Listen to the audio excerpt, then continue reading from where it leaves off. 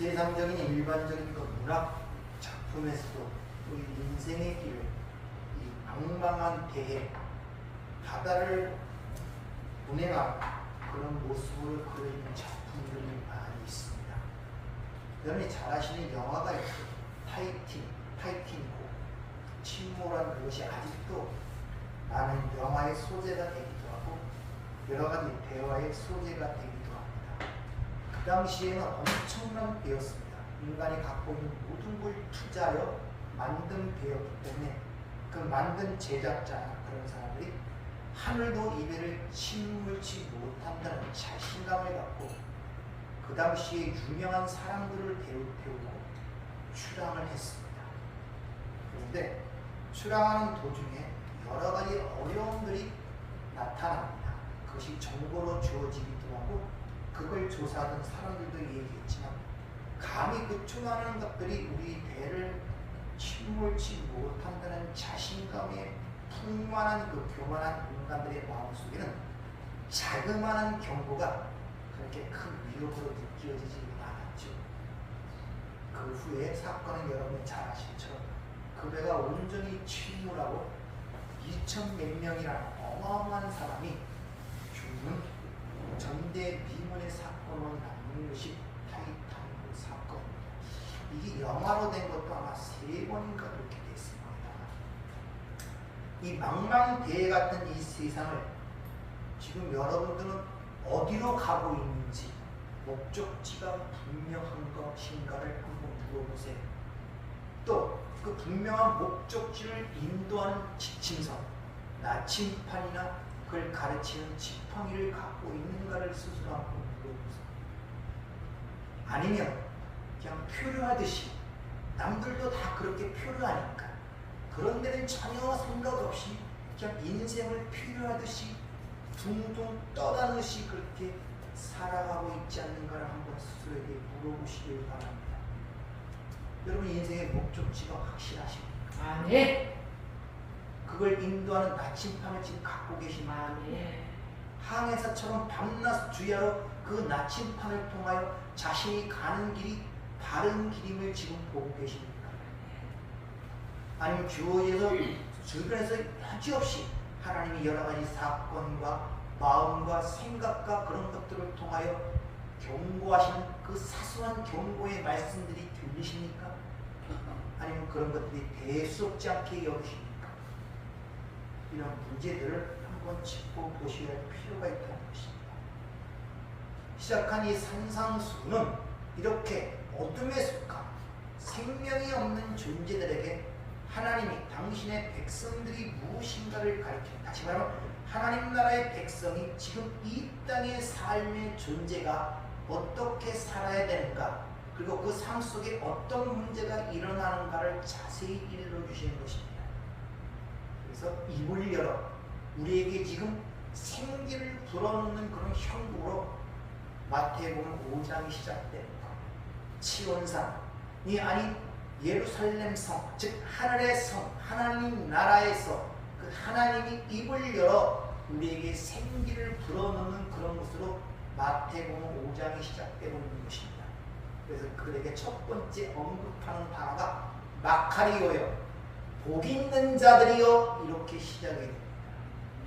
그리고 천국이 그들의 것이다로 시작이 되고 여덟 번째 복도 천국이 그들의 것이다로 마무리 짓는 내용으로 산상수훈이 시작이 되죠. 즉 하늘의 복을 받은 자들의 삶의 현실이 이 땅에서 어떻게 드러나는가를 보여준 것이 팔복이에요. 복받은 자들의 모습, 영원 하늘의 복을 받은 자들의 모습이 여러분이 세상이라고 생각하는, 현실이라고 생각하는 이 세상에서 어떻게 나타나는가를 보여주고 있다는 것입니다. 그럼 여러분이 복받은 자라면 이 땅에서 여러분의 삶의 현실이 돌아봐야 돼. 내가 심령이 가난한 자인가? 그런 복받은 자들은 이 땅에서 삶의 현실이 그렇게 드러난다고 주님 지금 말씀하고 있잖아요. 하나님의 말씀에 지금 갈급해 있습니까? 그 갈증을 느끼십니까? 아니면 세상의 행복에 줄이고 번영에 줄이는 있습니까? 의에 줄이고 있습니까? 어느 쪽에 지금 목말라하고 줄이고 있습니까? 여러분 지금 줄이고 목말라는 것이 뭐냔 말이에요. 세상의 행복에 지금 목말라하고 줄이고 있습니다. 하나님의 그 의에 줄이고 목마르고 있습니다. 이런 문제들을 질문을 해보라고, 확인을 해보라고 이렇게 지금 우리에게 말씀하고 있단 말이에요. 그리고 그런 자들의 삶의 모습이 이 땅에서 세상의 빛이다, 세상의 소금이라고 일러주고 있잖아요. 그게 세상의 빛이고 세상의 소금이라는 것입니다. 그 빛이라는 말이 뭐냐? 그렇게 아무런 목적지 없이 뭔지도 모르고 눈에 따라 표류하는 그들을 흔히 어둠이라고 그러죠. 이 땅의 세상에 너희들이 그들의 가는 목적지가 여기에 산다는 것을 가르치는 존재가 바로 뭐다라는 뜻으로 너희가 세상의 빛이라는 거예요. 여러분 주변에 그런 것들을 지금 일러주고 계십니까? 여러분의 목적지가 확실하다면서요. 근데 다른 사람들은 목적지도 생각 없이 흘러 떠내려가잖아요. 삶이 그냥 파도가 치는 대로. 그럼 얘기를 해줘야 되잖아요. 그러면 안 된다고. 내가 가는 목적지로 가야 된다고. 이게 빛이라는 뜻입니다. 세상의 소금이라고 그러죠. 니들이 유일하게 그 하나님의 영원한 언약을 이루는 자들이 아니냐, 그런 뜻이란 말이에요. 네가 하나님이 약속하신 그 언약, 그 언약을 너희가 이 땅에서 그 삶으로 지금 이루어가는 것을 너희가 보여주냐 이런 말이에요. 그게 너희가 세상의 소금이라는 말이란 말이에요. 그래서 주님이 내가 율법을 폐하러 온 것이 아니라 온전케 왔다 그랬죠. 무슨 말이냐? 이 세상의 어둠에 잡힌 그들에게 내가 그 안에 담고 있는 내용을 진리로 드러내기 위해 이 땅에 왔다는 거예요. 여기 율법을 온전케 하라 이런 뜻이에요. 율법 조항을 하나하나 다 지키기 위해서 이 땅에 왔다는 소리가 아니란 말입니다. 율법을 온전케 한다, 율법을 완전케 한다, 그 말은 이 어둠의 세상이 갖고 있는, 율법이 담고 있는 그 내용이 무엇인가를 확연하게 드러낸다는 말이 율법을 온전케 한다, 그런 말이에요. 율법이라는 것은 성경에 기록된 몇 가지 지켜야 할 항목들을 얘기하는 것뿐만 아니라 인본주의로 살아가는 인간의 행위가, 인간의 존엄성이 세상에 웃돈으로 치는 이 세상들이 갖고 있는 것들의 그 진정한 내용이 무엇인가를 확실히 그 안에 담고 있는 진리를 드러내는 것을 그렇게 이 얘기를 하고 있단 말입니다. 좀 더 실제적으로 적용하면, 여러분이 이 땅에서 하나님의 백성으로 이 땅에 태어나서 예수를 믿고 지금 신앙생활하는 그 과정 속에 그 안에 담겨있는 하나님의 의도와 뜻과 목적이 무엇인가를 분명히 깨달아 가고 있냐 이런 말이에요. 여러분이 사는 이 세상이 무엇을 뜻하고 있는가를, 그 안에 담겨있는 하나님의 진리가 무엇인가를 깨닫고 지금 있냐는 것입니다. 그것이 온전케 한다는 뜻이에요.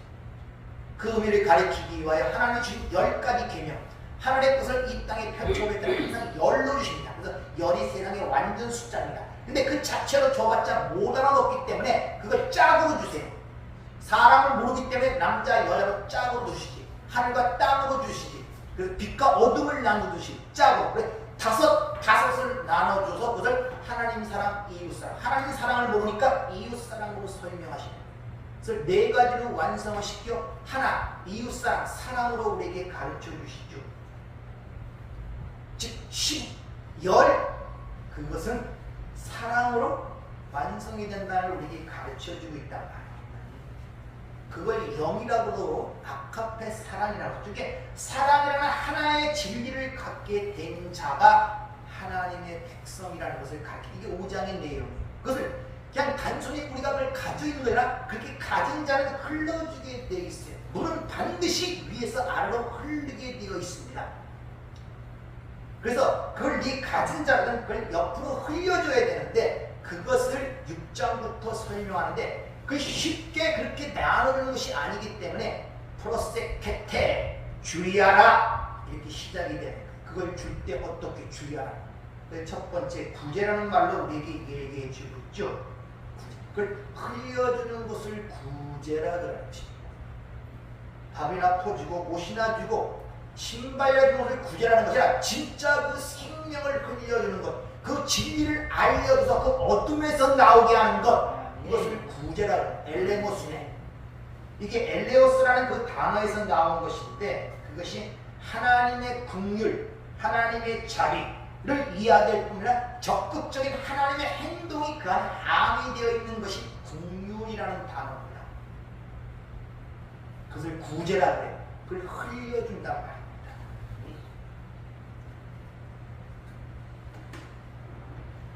따라서 우리가 그걸 받은 사람은 필연적으로 흘려주게 돼 있어. 내가 가는 목적지가 확실하고, 내가 가는 길이 확실하고, 내가 가는 길리가 확실하면 그 확실하지 않은 곳으로 떠내려가는 그들을 향하여 입을 닫고 있을 수가 있어요. 하다못해 세상의 보화, 세상의 재물, 그걸 벌어도 입을 닫지 못하고 전하고 얘기하고 자랑하고 싶은데 내가 가는 목적지가 불확실하기 때문에 너희들이 가는 곳이 잘못이라고 얘기할 수가 없어. 나도 불확실한데 그걸 어떻게 자신 있게 얘기합니까?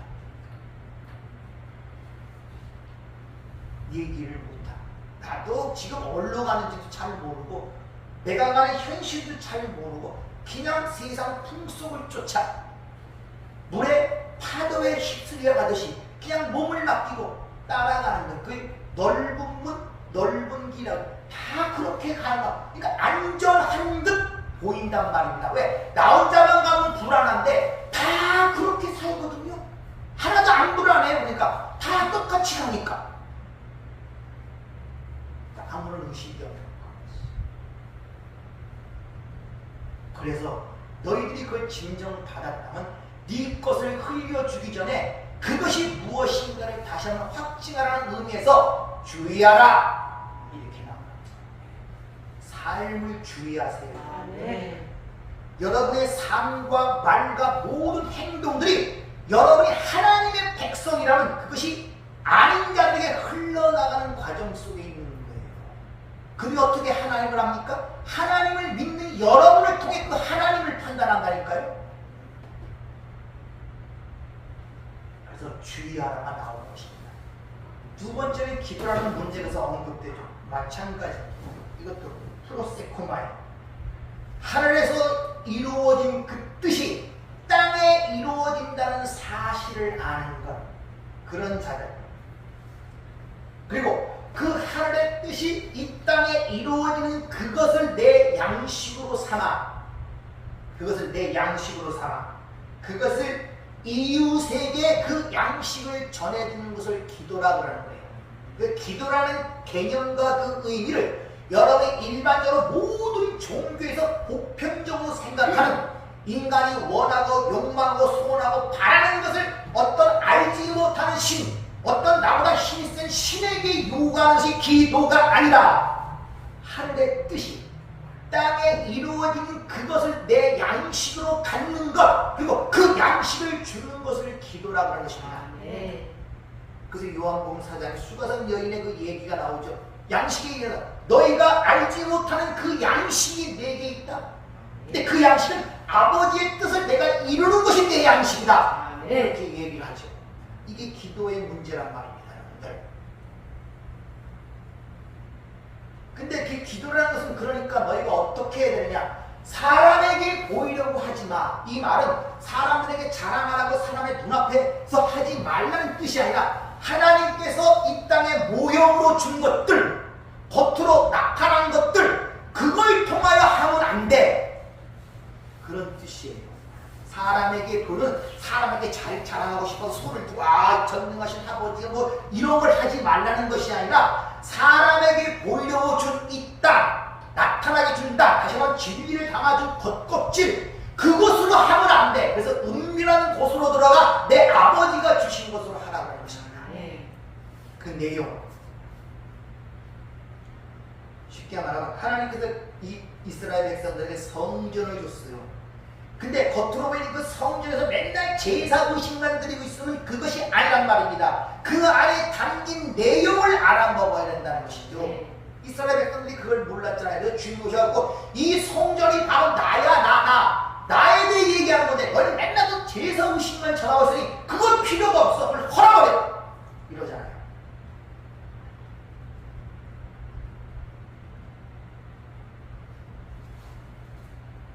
우리가 뭐라 그럽니까? 그럼 성전이 뭘 얘기하고 있다고요? 하나님의 진리를 담고 있다고 그러죠. 그럼 여러분이 내 안에 담긴 하나님의 그걸 봐야 될 거 아닙니까? 그걸 못 보면 그 성전은 그냥 헐어버려요. 멸망당하는 거예요. 여러분들 이 육신은 멸망당하는 거라니까요. 여러분의 사고와 생각들은 다 사라진다니까요. 여러분이 나라고 생각하면 사라진다니까요. 그 안에 그 담긴 것, 그 진리, 그 말씀이 있어야 된단 말입니다. 네. 그렇게 봐야 돼. 근데 성전이라는 데가 껍데기만 맨날 보이는 거예요. 껍데기만 맨날 입은 옷이나 보이고 겉으로 치장된 것이나 보이고 이런 것들만 보이고 그게 나인 줄 알고. 근데 그게 성전이라 그러네. 성전은 하나님을 설명하는 거예요. 예수를 설명하는 거란 말입니다. 그래서 우리는 하나님의 형상대로 창조하고 창세기 1장에 확실하게 증거하잖아요. 우리의 형상을 따라 우리의 모양대로 사람을 만들고 확실하게 얘기하잖아요. 그럼 여러분의 안에 담긴 것들을 이해를 해야 될 거 아닙니까? 출생서부터 자라고 병들고 죽을 때까지 그 모든 여정 속에 내 안에 담긴 생각과 사고와 이 모든 것들이 뭘 의미하는가를, 그게 뭘 지향하는가를, 하나님을 알고 그 나라에 대한 의의 주인과 목마름이 있는가, 아니면 여전히 눈에 보이는 사람에게 보여준 이 땅의 것들, 거기에 마음이 쏘이고 그것 때문에 내가 끌려가고 있는가를 봐야 되잖아요. 그럽니다. 그렇게 하나님의 뜻이 땅에 이루어진다는 사실을 깨닫고 그 아버지의 뜻을 양시로 삼은 자들, 그것을 흘려주는 것을, 그것을 기도라고 한단 말입니다. 근데 그렇게 그 양식, 하늘의 뜻이 이루어진 것을 이 땅에 이루어지는 현상 속에 있다는 것을 깨달고 그 양식을 먹은 자들에게 나타난 첫 번째 나타난 결과가 뭐냐? 용서라는 일이 일어나는 것입니다. 그러니까 하늘의 뜻이 지금 이 땅에서, 아니 내 안에서 그걸 이루어지고 있지를 보지 못하는 자는 절대 용서가 일어나지 않습니다. 마음에 감춰둘 뿐이에요. 숨겨둘 뿐이에요. 왜? 용서하라고 그랬으니까 안 하면 벌 받을 것 같으니까 괜히 속을 꾹 참고 있는 거예요. 머릿속에 여전히 박혀있고 기억되고 있단 말입니다. 용서가 안 돼요. 아무리 뒤집어져도.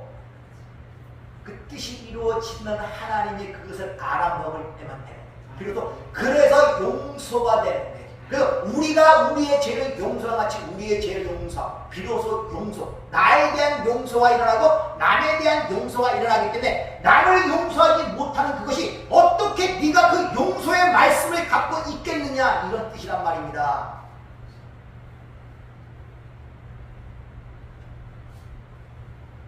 그렇게 되면 이 땅의 선악구조, 선악이라는 패러다임 속에 있어서 항상 갈등이 생겨요. 이것이 좋으냐, 저것이 나쁘냐, 이것이 좋고 이것이 나쁘고, 뭐 선악 윤리에서 모든 게 갈등을 느낍니다. 항상 판단을 해야 돼. 이것이 좋냐, 저것이 좋냐, 가야 되냐, 아니야, 먹어야 되냐, 안 먹어야 되느냐, 이게 가치 있느냐, 가치 없느냐, 이런 이 보이는 세상은 항상 선악이라는 패러다임 속에 살아가기 때문에 거기서 항상 시험과 갈등과 범위를 느낀단 말이에요. 거기서 해방이 되는 거예요.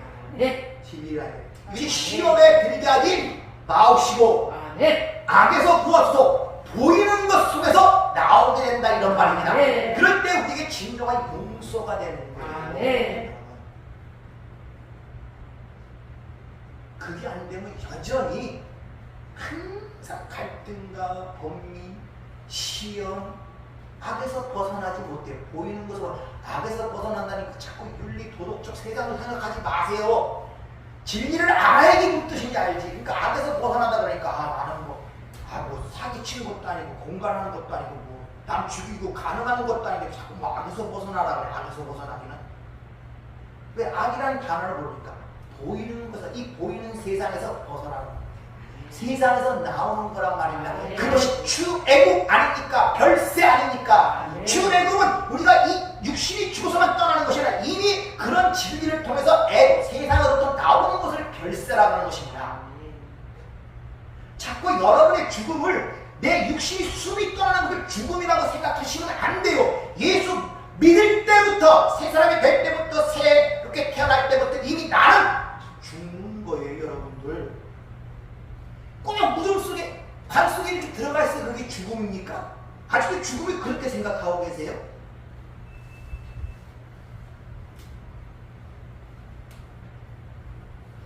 세상에 얽매이자. 그래서 진리를 알지니 진리가 너희를 자유케 하리라. 네. 세상 어디 가도 자유가 있겠습니까? 저 스위스에 가면 자유가 있겠습니까? 살기죠?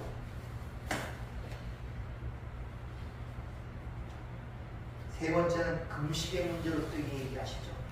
너희가 절대로 먹어서는 안 될 율법의 양식을 의미하는 것이 반드시 먹어야 할 양식이 무엇인가를 가리키기 위하여 금식이라는 문제를 통해 이렇게 설명하시고 있습니다. 어떻게 설명하시냐? 너희 올바른 금식을 하려면 먼저 머리에 기름을 바르고 눈을 깨끗이 씻으라고 이렇게 얘기해요. 금식, 반드시 너희가 먹으면 안 될 음식이 무엇인가를 가리키는 동시에 반드시 먹어야 할 양식이 무엇인가를 가리키고 있단 말입니다. 그러기 위해서는 너희가 머리에 기름을 바르고 눈을 깨끗이 씻어야 한다. 머리에 기름을 바른다는 말이 무슨 뜻입니까?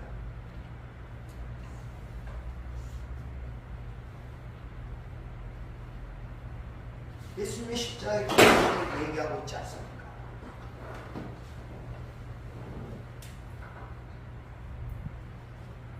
그래서 마리아가 향유를 든 사건을 증명해 날 장사를 얘기했다고. 얼굴을 깨끗하게 씻는다. 얼굴, 판이 겉으로 드러난 것을 얼굴이라고 해요. 얼굴. 그러니까 얼굴을 깨끗이 씻는다는 것은 겉으로 드러난 그 안에 담긴 내용을 잘 보는 것을 얼굴을 깨끗하게. 그러니까 예수 그리스도의 십자가의 사건으로 말미암아 그 안에 담긴 내용을 알아먹을 수 있도록 성령이 우리 안에 오신다는 거예요. 그럴 때 비로소 이 보이는 세상 안에 담긴 그 하나님의 진리를 깨닫게 된다는 것입니다. 그럴 때 너희들이 먹지 말아야 할 양식과 먹어야 할 양식이 분명하게 구별하게 된다는 것이죠. 그럴 때 내가 먹어야 할 양식이 무엇인가 분명하니까 이웃에게 전해야 할 양식이 무엇인가를 분명하게 알게 되잖아요.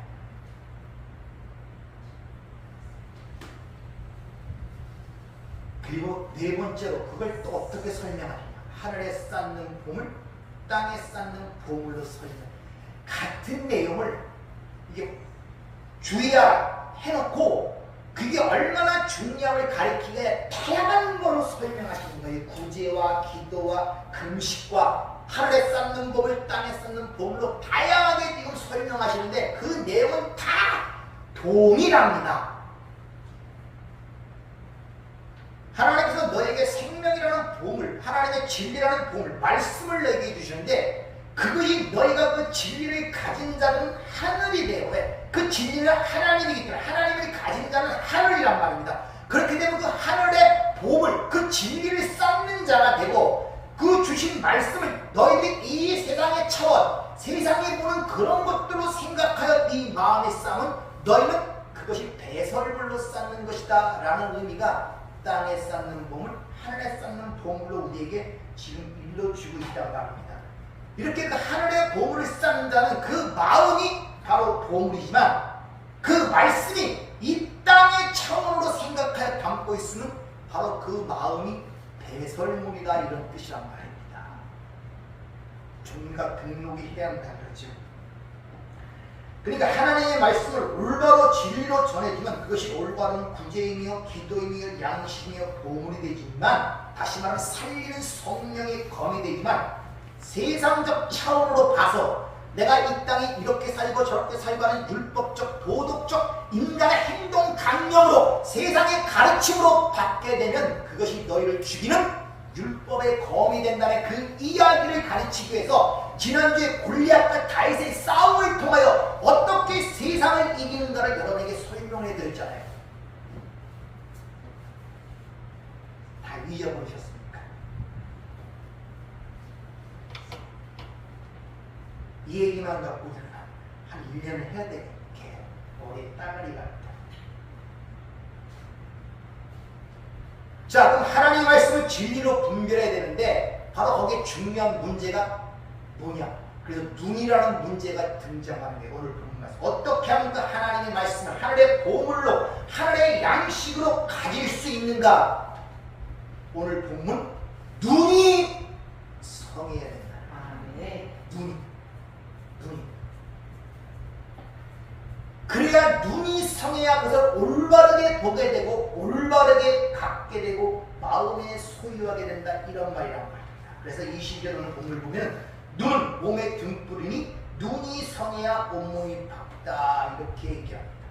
이 눈이라는 단어가 옵달모스라는 단어가 쓰는데 오타노마이, 보다, 안경점에 그런 글씨 오타노마이라고 써있죠. 그 명사형입니다. 근데 이 눈이라는 옵탈모스라는 이 단어는 보는 것도 여러 가지가 있어요. 헬라에서는 다양한 방법으로 보는 단어를 쓰는데 블레포로 시작해갖고 반드시 호라우로 완성이 되는 보는 과정이 있다는 것을 아셔야 됩니다. 한자에도 볼 견자가 있고 볼 관자가 있죠.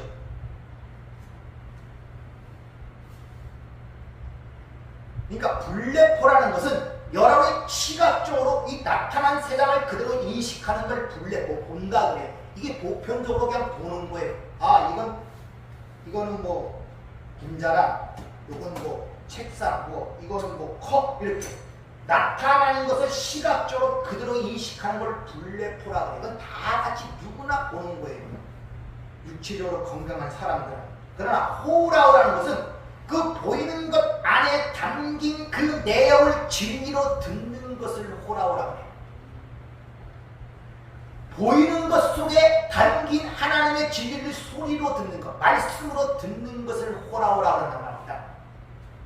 히브리서 11장 3절을 보면 믿음으로 모든 세계가 하나님의 말씀으로 지어진 우리가 하나니 보이는 것은 나타난 것으로 말미암아 된 것이 아니라 하나님의 말씀이, 말씀이라는 로고스, 겉에 드러난 것이 아니라 내막, 그 안에 담긴 내용으로 이 보이는 세상이 지어졌다는 것입니다. 그러므로 너희가 눈에 보이는 이 블레포, 시각적으로 인식하는 것들은 그 빛에 의해 드러난 것들에 의하여 되어진 것이 아니란 말입니다. 말씀으로 보이는 것들을 창조했기 때문에 이 모든 우주 만물은 하나님의 말씀을 담고 말씀하고 계시는 거예요. 그것을 보고 듣는 자가 호라오라고 하는 것입니다.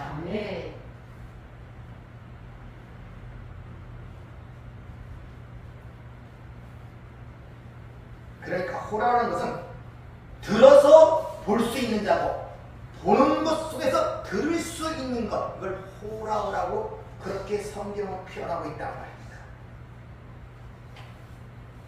그러니까 여러분들은 이 세상, 이 만드신 나타난 사람에게 보이려고 나타난 이것들을 통하여 하나님의 소리, 하나님의 말을 들을 수 있는 자가 되어야 된단 말입니다.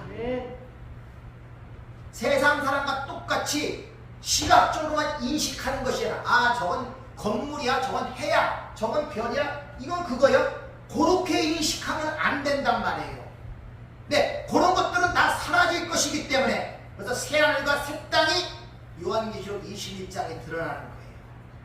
그것들은 없어질 것이라면 잠시 하나님의 어떤 뜻을 드러내기 위하여 주어진 모형이며 겉끝들이기 때문에 그 본의 진리가 드러나면 겉의 것들은 다 사라지게 되어 있다.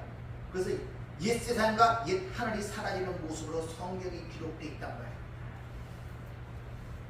그러니까 보이는 것을 단지 인식하는 수준에서만 머물게 되는 것을 블랙홀이라고 그러고, 보이는 것을 통하여 그 속에 들어있는 하나님의 말씀을 들을 수 있는 것을 호라오라고 할 수가 있단 말이에요.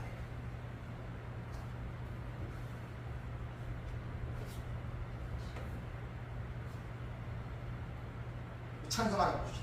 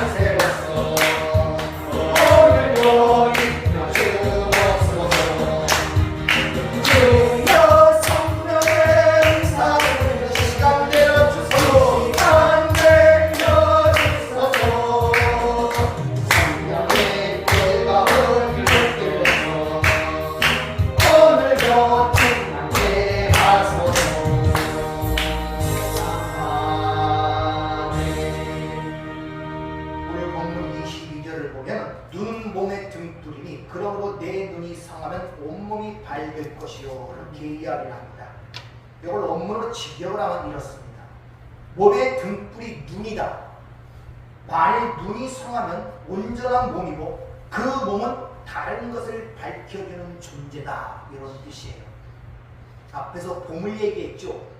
그 전대의 그 보물, 그 진리가 담기는 그 전대 자체를 보물이라고 하고, 그리고 그 진리가 담긴 배낭, 그 진정한 양식이 되는 배낭을 또한 양식이라고 표현한 것과 똑같은 의미를 지금 전달해 주고 있단 말입니다. 그러니까 몸의 등불은 눈인데 눈이 성하면 그 몸도 성하다는 거예요. 근데 그 몸이 바로 다른 것들을 밝혀주게 된다는 것입니다. 이 등불이라는 단어가 이 마오라는 히브리 단어인데 이게 창세기 1장 14절에 벌써 드러납니다. 그래서 등불이라는 이야기는 창세기 1장부터 요한계시록 마지막 장까지 전체 그 등불이 계속 드러납니다. 구약의 성전에 보면 성소 안에 7 등대가 있죠. 그 등대가 바로 등불, 마오라는 그 단어가 쓰고 있단 말입니다. 근데 그 마오를 지금 헬라어에서는 닉노스라고 이렇게 쓰고 있죠. 자, 그러면 이 눈, 등불이 무엇을 뜻하는가 성경에서 찾아봐야 되잖아요. 계시록 5장 6절에 보면 내가 또 보니 보좌와 내 생물과 장로들 사이에 한 어린 양이 서 있는데 일찍이 죽임을 당한 것 같더라. 그에게 7 불과 7 눈이 있는데 이 눈들은 온 땅에 보내심을 받은 하나님의 7 영이더라. 눈이라는 것을 언급하면서 일찍 죽임을 당한 어린 양이라는 말을 앞에 언급하는 것과 예수님의 십자가의 죽으심과 눈과 밀접한 관계를 지금 보여주고 있다는 것이죠. 근데 눈을 가리켜 또 다른 말로 영이라고 해요. 근데 영을 또 주님이 뭐라고 합니까? 말씀이라고 하죠. 요한복음 6장 63절 살리는 것은 영이니 육은 무익하니라. 내가 너에게 이른 말이 바로 영이요 생명이라고 지금 이야기를 하고 있단 말이에요. 살리는 것은 영, 즉 진리, 말씀이지 육, 즉 율법적 인간의 행위에 의해서 너희가 사는 것이 아니라 그것은 구원의 생명과는 전혀 무가치한 것이다. 이런 말이 살리는 것은 영이니 육은 무익하니라 그런 말씀을 얘기하고 있단 말이에요. 따라서 말씀이라는 것을 진리로 하나로 보지 못하면 육적 행위로 행하는 모든 것들은 아무런 소용이 없는 거예요. 그래서 일반적인 종교, 흔히 고등종교라는 불교, 유교, 뭐 여러 가지 종교들 다 인간의 어떤 선한 행위를 강조하잖아요. 엄청난 것을 강조하지 않습니까? 그런 다른 종교들의 모든 인간적, 율법적 행위의 선한 행위가 인간을 살리지 못하는 이유가 거기 있는 거예요. 왜? 육은 살리는데 무익하기 때문에. 내가 손씨 집안에 태어나는 것이 내 행위로 태어나는 것이 아니잖아요. 여러분들 아니 생각해봐요. 내가 박씨 집안, 김씨 집안 태어나는 게 내가 행위가 올라와서 태어납니까? 아니잖아요. 그런 의미란 말입니다. 너희 인간적 행위와 그 모든 것들은 태어남에 있어서 무익하단 말이에요. 하나님의 자녀가 되는 것은 전혀 관계가 없단 말입니다.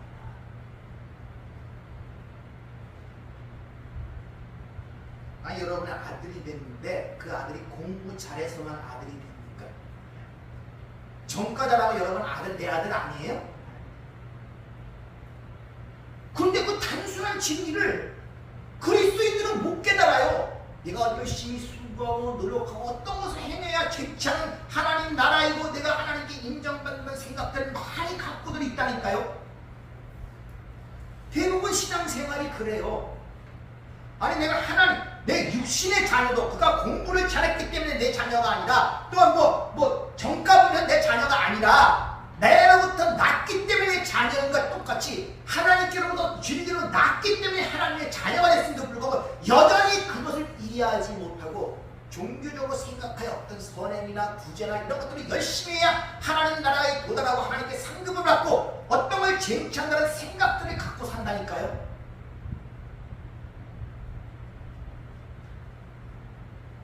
그러니까 구원이라는 것이 뭔가를 아직도 확실히 이해하지 못하는 거예요. 아직도.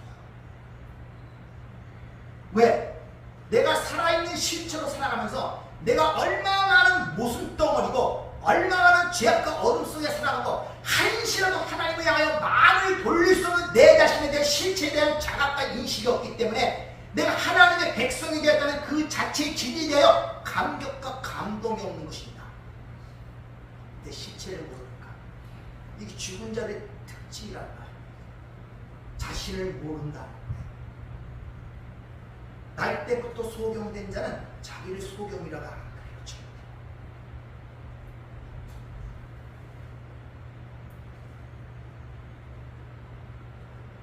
그러니까 성경이 말하는 어둠이라든지 죄라든지 흑암이라든지 이런 것들은 자꾸 여러분이 율법적 생각에서 나쁜이라는 거 그런 것들은 전부 다 어둠이고 흑암이라는 그런 개념을 떠나셔야지 안단 말이에요. 어둠이라는 것은 하나님께서 그 하나님 나라를 보여주시기 위하여 성전을 줬는데 그 성전 자체로만 보면 그게 어둠이란 말입니다. 근데 그 성전이 의미하는 하나님의 가신 임재, 즉 지성간의 그 하나님으로 알게 되면 그것이 빛이란 말입니다. 그러니까 어둠 빛이라는 것은 이것을 가리키기 위해 이것을 준 것이기 때문에 이것을 통하여 이것을 알게 되면 하나가 되는 거예요. 그걸 어둠이라 그래요. 어둠.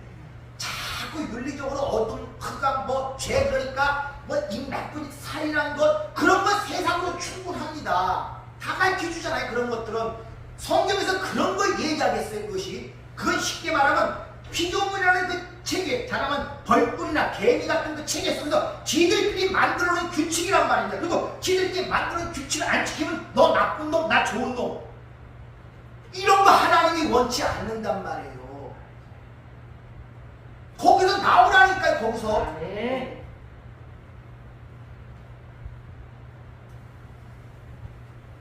이같이 줬는데 모르면 그게 어둠이에요. 알면 그게 빛이고. 그래서 창세기 1장에 빛이 드러나죠. 오루 2장까지는 안 드러납니다. 자, 창세기를 잘 보세요. 하나님 1장 1절 하나님이 천지를 창조하시나 그 마지막 마치고 딱 치겠어요. 이미 끝났어요. 하늘과 땅이 끝났단 말입니다. 완성했단 말입니다. 창조. 왜? 그 영원한 세계에서는 하나님의 말이 그대로 완성이란 말이에요. 지금처럼 시간이 있어서 계획을 세워서 여정과 과정을 통하여 시간이라는 흘러서 어느 시점에 완성되는 그것이 아니라 영원한 묵시의 세계에서는 하나님의 말씀과 의도가 그냥 완성이란 말입니다. 그렇게 완성된 걸 당신의 백성들에게 가르쳐 주셔야 되는데 그래서 땅이 혼돈하고 공허하고 흑암이 깊음이 있을수록 시작이 되는 거예요. 땅이 어둠이라. 그 내용이 뭔지를 모르는 걸 어둠이라 그러고 아래 것 땅이라 그러는 거예요. 뭐 특별히 따로따로 물건 이거 만들어 놓고 이거는 어둠이고 이건 땅이라는 것이 아니라 그것을 모르는 상태를 땅이 공허하고 흑암 공공이 이거 얘기한단 말이에요. 그런 다음에 그것을 뭔가를 가르치기 위하여 뭐가 3절에 비로소 빛 오르라는 게 나타나는데 빛이라고 나타나는데 그 빛이 그냥 나타나는 게 아니라 빛과 어둠을 나눠버리죠. 왜? 빛이 뭔가를 가르치서는 짝으로 주는 수밖에 없단 말입니다. 십계명을 가르치기 위해서는 짝으로 하나님 사랑, 이웃 사랑을 주는 수밖에 없단 말입니다. 하늘을 가르친다면 땅이라는 걸 줄 수밖에 없단 말입니다. 사람을 가르치려면 남자, 여자를 대비해서 가르칠 수밖에 없단 말입니다. 그게 율법 아닙니까? 율법. 항상 대비적으로 보게 하는 것. 하나로 보게 만드는 것인데 근데 그 오라는 빛이라는 그 단어를 파자면 하나님이 관계를 갖기 시작하다. 하나님이 시작하시다라는 말이 그냥 오르예요. 빛. 자꾸 빛이라니까 물론 이 태양빛, 달빛 이런 것도 빛이긴 빛이에요. 근데 이 빛이 의도하는 바는 어둠에 있는 것들을 비춰서 그 어둠이 속에 숨겨있는 것들을 드러내는 걸 빛이라고 그러잖아요. 그래서 밤에 되면 캄캄하고 태양이 없을 때는 이 땅의 것들이 안 드러나잖아요. 희미하잖아요. 그러나 태양이 드러나면 어떤 것도 확연하게 드러나지 않습니까? 그런 의도의 빛이란 말입니다. 빛 자체가 그것이 아니라 어둠을 드러내기 위해 빛을 만든 건데 그 빛이 뭔지 볼 때 어둠으로 나눠버리는 거예요. 창세기 1장 3절에. 그래서 빛과 어둠을 나누사 짝으로 줘.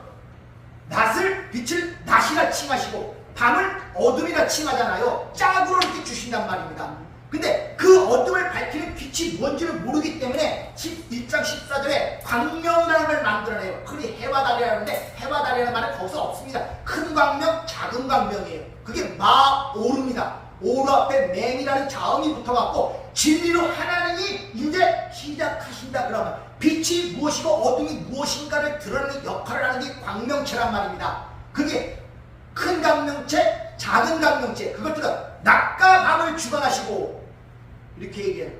주관한다는 말은 그걸 통일시킨다, 통치한다 이런 말이에요. 낮과 밤이 무엇인가를 드러내는 역할을 하는 것이 광명체, 마오르인데 그것을 등불이라고 했고, 그 마오르가 인격을 갖고 하나님이 이 땅에 오신 것이 예수 그리스도이기 때문에 내가 세상에 빛이다 이렇게 말씀하시면서 나를 따르는 자는 어둠에 다니지 않는다. 그 말은 이 세상에 나쁜데 나쁜 곳에 가지 않고 너희가 착하게 산다 그런 말이 아니라, 나를 따르는 자, 즉 그 빛이 있는 자는 이 세상이 갖고 있는 그 진리, 그 내용, 그것이 무엇인가를 너희가 알게 된다는 그런 말이란 말입니다.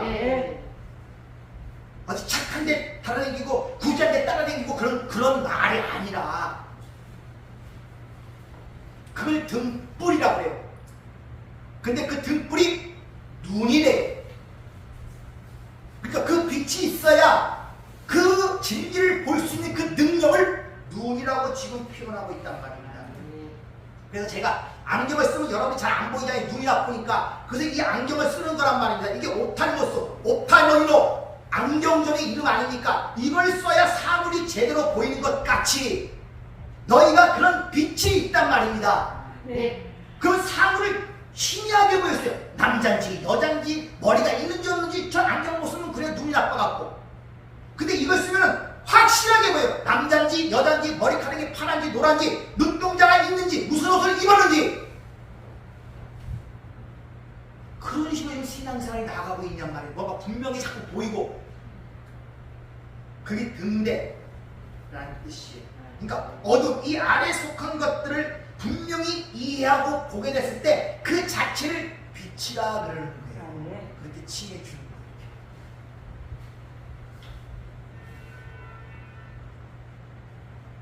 그래서 성소 안에 7 등대가 성소 전체를 비치고 있죠. 성소에 그 만든 그 성막을 보면 가죽으로 2겹, 3겹으로 만들었기 때문에 밖에서는 외부의 빛이 전혀 들어가지 않습니다. 하나도 완전히 창문이고 없어요. 완전히 밀폐된 곳이에요. 유일하게 그 안을 밝힐 수 있는 것은 7 등잔대밖에 없어요. 그래서 그 등잔대는 항상 꺼지면 안 돼요. 제자들은 항상 그걸 강동하고 거기에 감량료를 통해서 빛을 밝히는 것이 등대인데, 자, 그 등대를 뭐라고 얘기를 하느냐? 그 하필 7능, 7 등대. 7이란 말은 아주 들어가고 아시죠? 7이 뭘 뜻합니까? 완성, 성취. 그죠? 7의 성취, 7 언약을 얘기하는 거예요. 자, 계시록 4장 올려를 보면 보좌로부터 번개와 음성과 우레소리가 나고 보좌 앞에 켠 등불 7이 있으니 이는 하나님의 7 영이다. 등불을 7 영이라고 부른다. 보좌 앞에 수정 같은 유리바다가 있고 보좌 가운데 보좌 주위에 내 생물이 있는데 앞뒤에 눈들이 가득하더라. 보좌 7 등불은 7 영이라고 하고 7 눈이라고 얘기를 하고 있단 말입니다. 근데 아까 눈을 설명할 때 그건 뭐라고요? 말씀, 진리라고 얘기를 했죠. 그러니까 하나님의 말씀을 담고 있는 것을 등불이라고 하는데, 그러니까 말씀을 담지 못한 등불은 꺼지게 되어 있는 거예요. 그래서 요한계시록 3번째 그 심판에 뭐가 대접이 쏟아지죠. 그 대접이 등불이 꺼지는 순서를 얘기하는 것입니다. 그 안에 진리를 담지 못한 등불들은 하나 꺼져가는 거예요. 마지막 7 등잔대가 쏟아질 때, 기름이 쏟아지고 등불이 켜지지 못할 때 세상이 종말이 온다고 요한계시록은 그렇게 설명하고 있단 말입니다. 그러니까 하나님의 말씀을 진리로 깨닫지 못하면 절대 그 등불이 켜질 수가 없습니다. 그게 바로 마태복음 25장에 나오는 10 처녀의 비유는 기름을 준비하지 못한 처녀. 빛이 없으니 빛이 왔는데 알아보지는 못해요. 말씀이 없는데 진리가 여러분의 진리를 갖지 못하면 그 신랑을 알아보지 못한다니까. 여러분들 신랑이 왔는데 어떻게 알아보겠습니까?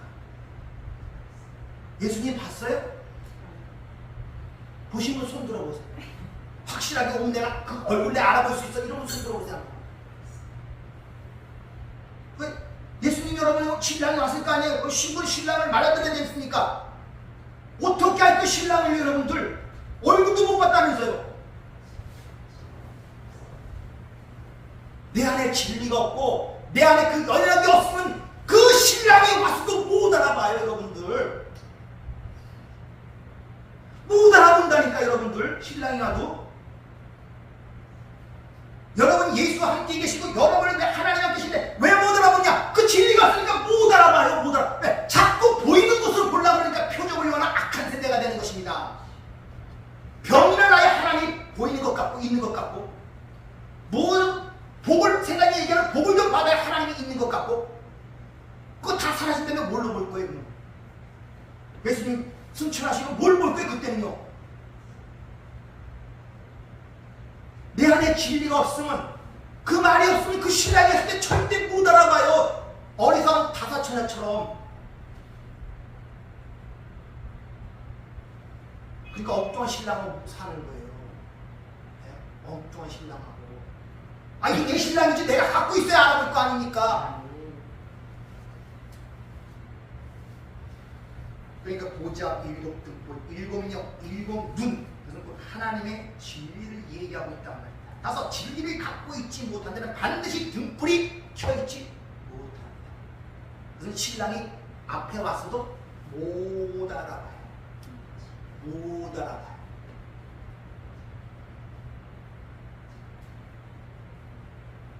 그러니까 수가성 여인처럼 12시에 난 12시 이 더운 날씨 넘 12시에 남들 모르게 문을 두드려 두렵고 떨리고 신랑이 없으니까 과거 아닙니까? 비난받지 않습니까? 내 힘으로 살아야 되니까 얼마나 힘듭니까? 남의 눈을 의식하면서 자기 생활을 보면서 얼마나 힘들어요. 생활 얼마나 힘드니까 삶이. 신랑이 없으니 진짜 신랑이 없으니 5명을 가르쳤음에도 불구하고 만족을 주지 못하니 또 어떤 신랑을 맞이하시려고 합니까? 어떤 신랑을 원하요?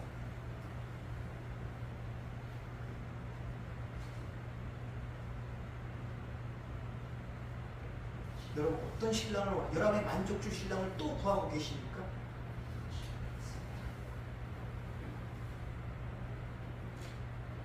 진짜 신랑이 여러분 안에 있는데 알아보지 못하는 거예요. 받아들이지를 못하는 거예요.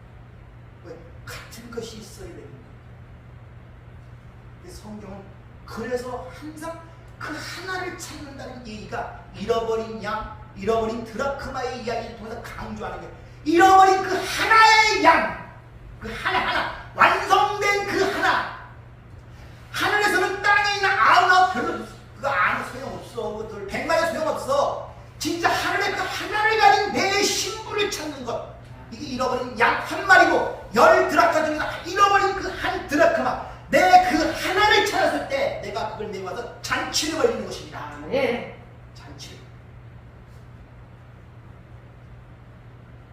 계시록 21장 20절은 성 안에 내가 성전을 보지 못하였으니 이는 주 하나님이 곧 전능하신 이와 및 어린 양이 그 성전이 되시고, 성전이 누군가 잘 얘기합니다. 그 성은 해나 달과 빛이 쓸데없으니 이는 하나님의 영광이 비치고 어린 양이 그 등불이 되시니라. 전능하신 하나님과 그 어린 양이 성전이래요. 그러니까 신약에, 구약에 보면 하나님이 이스라엘 백성들을 애굽에서 끌어내는 이유를 두 가지래요. 너희를 내 성전 삼기, 내 처소 삼기 위해서 끌어냈다. 그리고 신명에서는 내가 너의 처소가 되기 위해서 끌어냈다. 연합을 얘기해요. 요한복음 14장이면 주님이 죽기 전에 그 강론처럼 시작하는 게 내가 너희의 처소를 예비하러 가노라. 다른 말로 내가 너희의 처소가 되기 위하여 지금 이 길을 간다는 것입니다. 내가 그 길을 가게 되면 너희를 내 안으로 영접하여 나 있는 곳에 너와 나와 함께 있으리라. 네. 이것은 미래의 일이 아니라 이미 십자가의 죽으심과 성령과 그리스도의 영으로 들어오므로 말이야 우리가 그런 상태가 이루어지고 있단 말입니다. 이루어진 상태란 말입니다. 미래에 일어날 일이 아니라. 근데 이 보이는 것에 갇혀 있으니 그게 보여야지 뭐가 자유롭죠. 여전히 그 안에서 헤매는 거예요.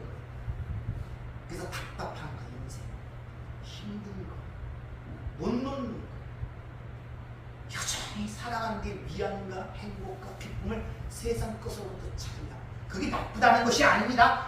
영원치 못하다는 거예요. 절대 진정한 만족을 주지 못하다는 것입니다. 왜냐? 우리 자체가 늙어가고 있기 때문에 예전의 기쁨이 지금의 기쁨이 되질 않아요. 예전에 만든 음식이 지금 맛있게 되질 않는다니까요. 그럼에도 불구하고 내 자신을 인식하지 못하고 여전히 그것을 원하고 있다면 여러분 뭔가 지금 잘못 알고 계시다 이런 말이에요.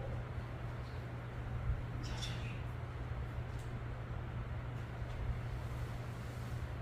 따라서 성전이 하나님과 그 어린 양이라는 것은 성전은 너희들이 와갖고 제사 행위를 계속 드리는 곳이 아니라 바로 하나님을 아는 곳이야. 하나님을 아는 것이 바로 성전이야. 이런 말이에요. 그래서 너희가 하나님의 성전이라고 그러고 그 하나님을 아는 것을 영생이라고 요한복음 10장 3절에 분명 우리에게 말씀하시죠. 영생은 이것이니 곧 하나님과 그 보내신 자 예수 그리스도를 아는 것. 아멘.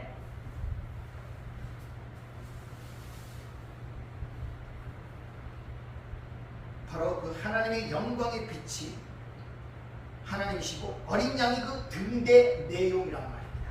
기름이란 말입니다. 그러면 그렇게 되니 왜 다른 빛이 필요하겠어요? 해와 달이 왜 필요하겠어요? 그 자체가 빛인데. 그래서 처음부터 하나님이 그 어둠을 드러내기 위해 빛으로 말씀하시는데 그 빛 속에서 어둠을 나누시는 거예요. 두 번째는 궁창이랑을 들고 하늘과 땅을 나눠버리는 것입니다.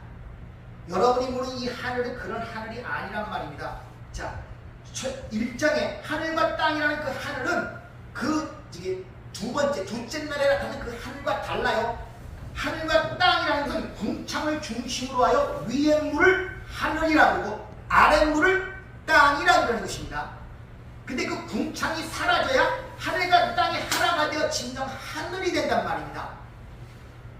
창세기 1장 16절에 보면 광명체가 낮과 밤을 주관하시니 이 주관하는 이 단어가 메살라라는 단어가 쓰이는데 통치, 지배, 영역하단 말이에요. 그러니까 광명체, 그 빛이라는 것이 무엇인가를 가리키기 위하여 그것은 어둠을 드러내는 것인데 그 역할을 하기 위하여 광명체를 만들어 놓고 그것이 낮과 밤이 무엇인가를 가리키게 만들었다 이 말이에요. 근데 그렇게 만들어놨는데 그걸 통해 겉으로 드러나는 그 해와 달, 별 이런 걸 통해 못 보니까 그 빛이 육신을 입고 이 땅에 와서 말씀으로써 우리에게 진리를 줌으로써 가르쳤는데 그래도 못 알아보니까 이제는 그분이 십자가에 죽으시고 영으로 진리의 영으로 우리들의 연합이 되어버렸네. 아멘.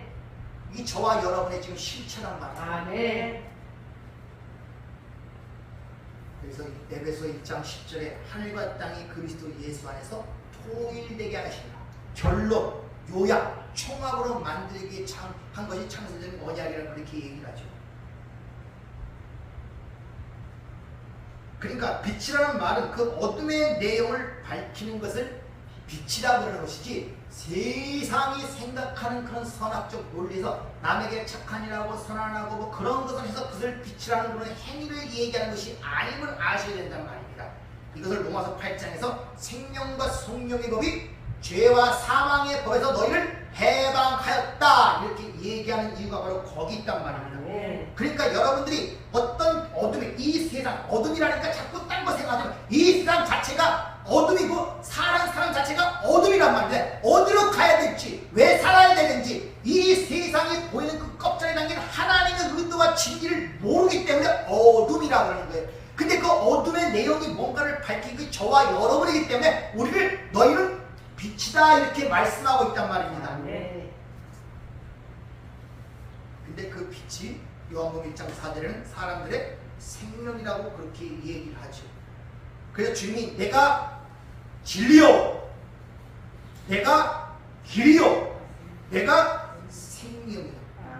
나를 따르는 자는 어둠에 다니지 아니하리라 파랗게 이 세상의 삶의 속에서 그 내용이 뭔가 그 안에 담긴 진리가 무엇인가를 깨닫게 된다 이런 말이에요. 세상에서 나오라고 계시록이죠. Come up, my people. 나오라. 세상은 재앙을 받을 것이니까 나오라. 그 나오란 말은 지구를 떠나라 그런 말이 아니라 뭐라고요? 너희들이 사는 그 세상이 갖고 있는 그 안에 담긴 하나님이 무언가 그 진리가 무엇인가를 깨달으라 이런 말이에요. 세상에 나오라니까 세상을 떠나서 중도처럼 산속에 들어가고 수행하라는 소리가 아니라 이렇게 빛을 알아보지 못하는 자들, 그들을 날 때부터 소경된 자들이라고 이야기를 하고 니들의 상태가 어떠함을 가리키기 위하여 유독 많은 치유의 사역 중에 소경의 눈을 뜨게 하는 사역이 유독 많습니다. 눈을 뜨게 하는. 그래서 특히 그 중에서 아니 전체적 치유의 사역 중에서 가장 이해하는 눈을 뜨는 사건 중에서 하나, 두 번에 걸쳐 치유 사역을 해요. 주님은 말씀만 하면 이루어지거든요. 그러니까 한 번에 다 모든 걸 다 했습니다. 근데 이상하게 한 소경의 눈을 뜨게 하는 것은 특이한 방법을 사용하시는데 일부러 그를 동네 밖으로 제자들과 함께 끌어냅니다. 다른 사람들은 거기에 모르도록. 그런 다음에 그 소경을 안수하자 소경이 뭐가 보이는 것 같아요. 그래서 무엇이 보이느냐 이렇게 물었더니 그 눈을 뜬 소경이 뭐라고 얘기했냐면, 아, 나무도 걸어가는 것이 보입니다. 사람도 걸어가는 것이 보입니다. 이렇게 얘기해요. 다시 안수하시니 밝히 보이더라고요. 여러분도 지금 눈뜬 자로 하지만 그렇게 보이시는 거 아니에요? 이것도 걸어가는 것 같고 저것도 걸어가는 것 같고 세상도 그런 것 같고 하나님 나라도 그런 것 같고 하나님이 주시는 복도 그런 것 같고 세상 복도 그런 것 같고 거기에 만족해 계시는 거 아닙니까? 뭔가 좀 보이는 것 같은데 그게 그건 것 같아요. 잘 생각해 보세요. 내가 소경인지 아니면 보긴 보는데 헷갈리는지, 걸어가고 걸어가고 뭐 세상 삶이나 하나님 나라의 삶이나 그게 그거 같고 그럴 때 하나님 불러서 아멘. 밝히 보이기를 원합니다. 아멘. 밝히 보이기를. 아멘. 그래서 하나님의 은혜로 눈이 뜨게 된 자들은 어떻게 변화되는가, 이것은 오후 시간에 좀 더 공부를 해보도록 하겠습니다. 은혜롭고 자비로우신 아버지, 과연 우리가 보고 있습니까? 올바로 보고 올바로 가고 있습니다. 아니 그 근거를 지금 뭘로 삼고 있습니까? 이 땅에 태어나 이 땅에서 배우고 경험하고 그것이 나의 삶의 지표가 되고 방향이 되어 그것을 의지하고 걸어가는 것은 아닙니까? 우리가 가야 할 목적지가 분명히 보입니까? 하나님이 살아계심이 분명히 내 삶 속에 확증이 됩니다. 지금도 부르신다면 쌍손 들고 갈 수가 있습니까? 나는 여전히 세상에 얽매여 이런저런 슬픔, 근심, 염려, 답답함, 미움 이런 것들 때문에 흔들리고 슬퍼하며 낙심하고 절망하고 있습니다. 눈이 열리지 않아요. 우리 영원히 주님 없습니다. 오늘 이 말씀을 통하여 우리를 덕지덕지 듣고 있는 이 어둠의 것들을 갈라내 주시고 아멘. 밝히 보여 아멘. 모든 걸 확인하며 살아가는 저희가 될 수 있도록 은혜를 허락하여 주시옵소서. 아멘. 예수님 이름으로 기도하옵나이다. 아멘.